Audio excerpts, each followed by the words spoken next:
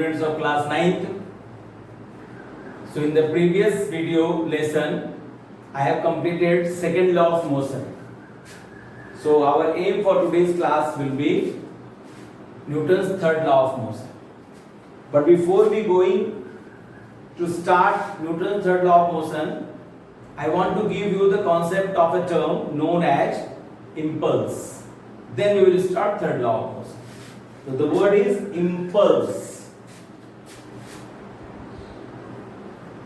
Impulse. So impulse is actually force multiplied by time. So when a large force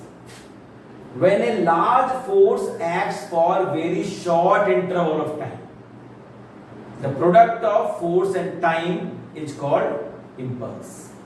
So the condition is when a large force acts for a short interval of time. Example, when we hit a ball by the bat.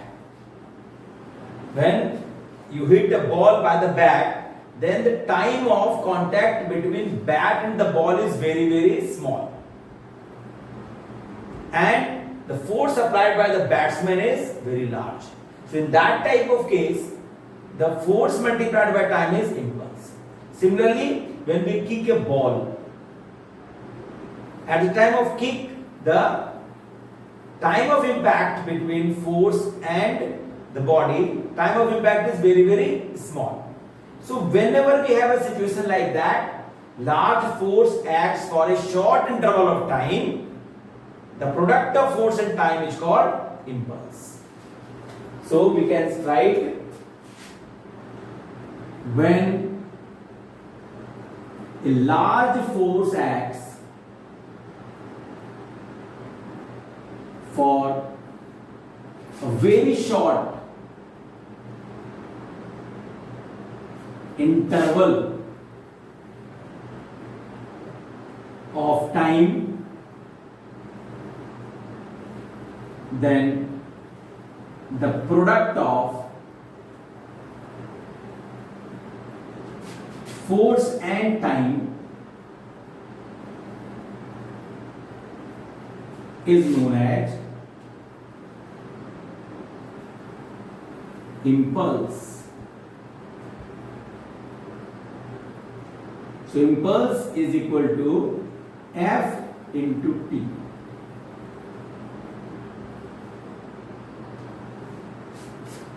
And its unit is Newton second. From second law of motion, we have already established F is equal to mv minus mu by t. So if we substitute it, then I is equal to mv minus mu by t into t, then this t cancels t, I is equal to mv minus mu. So impulse is change in momentum.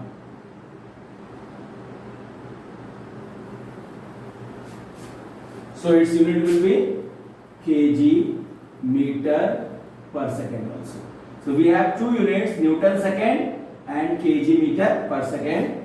So impulse and momentum are almost same. The difference is when a large force acts for a short interval of time, then product of force and time is called impulse, and that impulse actually creates change in momentum. So mv minus mu is impulse, right? So there are many problems and some examples of impulse are also there. A player lowers his hands while catching a ball. देखो जब ball को catch करते हैं तो ball को हम पकड़ते हैं यहाँ, लेकिन रोकते हैं थोड़ा नीचे लाके। तो हम अपने हाथों को पीछे करते हैं। क्यों? कि चोट कम लगे। चोट कम लगने के लिए हम हाथ को पीछे करते हैं। अब इसको पीछे करने से होता क्या है जो चोट कम लगती है? होता यह है कि टाइम ऑफ इंपैक्ट को हम बढ़ाते हैं। We increase time of impact by lowering our hands. So as time increases, F decreases. So by simply lowering your hands, time of impact is decreased, and as a result of this, time of impact is increased, and as a result, force is decreased. So our hands hurt less. So our hands are safe. So we don't feel more pain. But if you want to try to stop the ball without lowering your hand, then ball comes and you feel more pain. Your hands will be hurt by the ball, speed of the ball. So that is why a player lowers his hands while catching the ball. This is number one. Number two is, it is safe to jump on a pile of sand or heap of sand than on hard floor. You have two options. You have to jump from some height, and we have two options. One on the hard floor, and second there are some sand. रेत रखी है ढेर, तो आप कहां कूदना पसंद करोगे? Naturally on the sand. क्यों? क्योंकि आप जानते हो कि सैंड पर चोट कम लगेगी. ऐसा क्यों होगा? क्योंकि जब आप जमीन पर रखते हो तो time of impact is very less, तुरंत आपके पैर रुक जाते हैं. बट जब आप सैंड में कूदते हो तो आपके पैर तुरंत नहीं रुकते, पैर सैंड के अंदर जाते हैं. So time to stop your legs is more in case of sand than on hard floor. So that is why when time is increased, force is decreased. So our leg will be feeling less pain. So our legs will be hurt less. Is that clear? So whenever we have situation like this, by simply increasing the time of impact, we can decrease the force on the body. Okay? And similarly, sometimes we don't have any sand, then our knees bend. Our legs touches the floor, but the body knows to increase the time of impact. So the body is not in the rest condition immediately. So the knees bend, and that is the time is increased so that the force on our legs will be less. So we can have the third example also.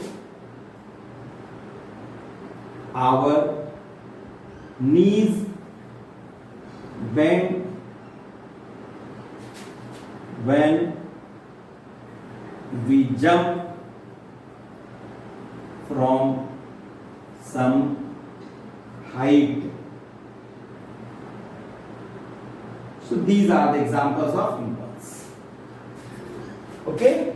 So this is called your impulse, and the relation of impulse also we know. Impulse is equal to change in momentum, or impulse is equal to force into time.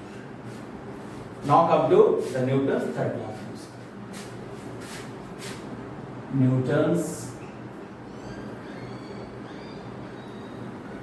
third law.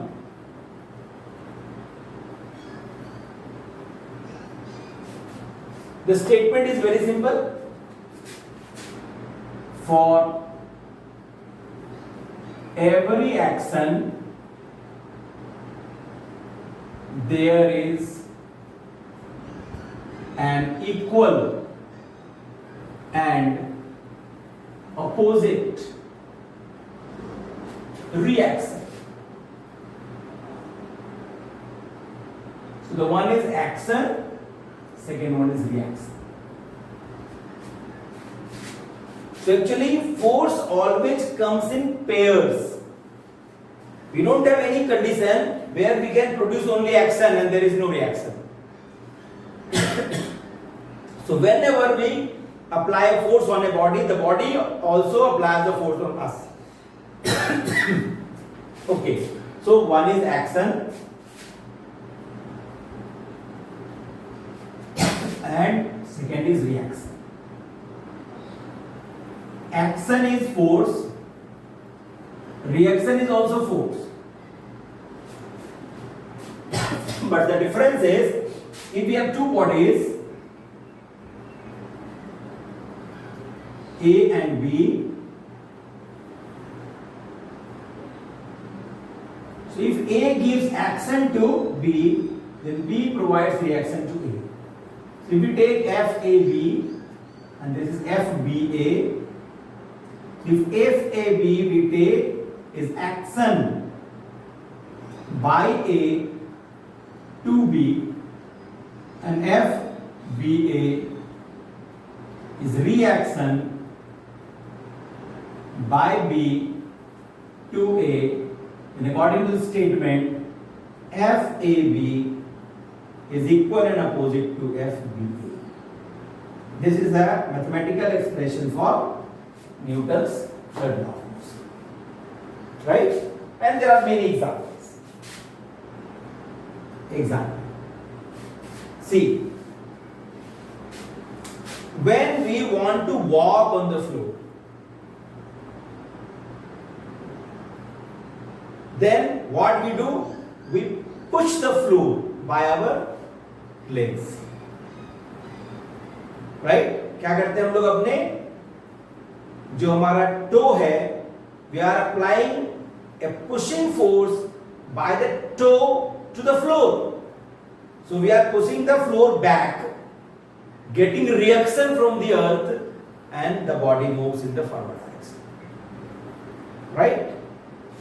So by getting reaction from the floor, we are able to walk in forward direction. Suppose you want to swim. So in the water, you have to push water by your hands like this, giving action to the water. Water is giving back the reaction, and you are moving in the forward direction. Observe the flying of a bird. Birds are always using his or her wings to push the air downward and making himself or herself in the upward direction. So flying of the bird, our walking, swimming, all are examples of third law of motion. So we can say examples में one is walking or running, second flying of the birds, third sailing of a boat, number 4 swimming, etc. These are the examples where we get action and reaction situation. So by reaction only these are possible. So to get reaction we have to apply action. So action and reaction comes together, but they are not acting on the same body. So this is very important line.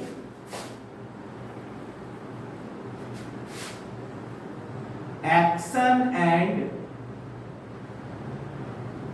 reaction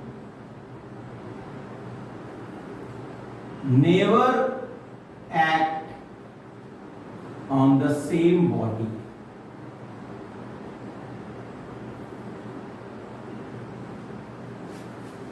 Right? That is why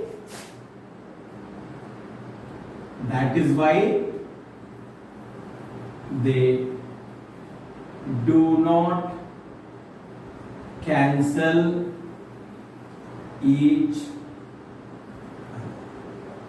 To make it a question, if action and reaction are always there and they are equal and opposite, but why can't they cancel each other? Then you can say very easily, because they act on two different bodies. Right? So that is why they do not cancel each other, because they never act on the same body. So this is your Newton's third law of motion and examples also. So impulse and Newton's third law. Now this Newton's third law can be used to derive or to prove the principle of conservation of linear momentum. So in the next video we will do the principle of conservation of linear momentum and the proof of principle of conservation of linear momentum by using third law of motion. So इस video में इतना ही है, आप लोग इसको ध्यान से पढ़ें एंड मेनी टाइम्स रिपीटेडली इसको देखें और try to learn the concept of Newton's third law. So thank you very much. Have a nice day.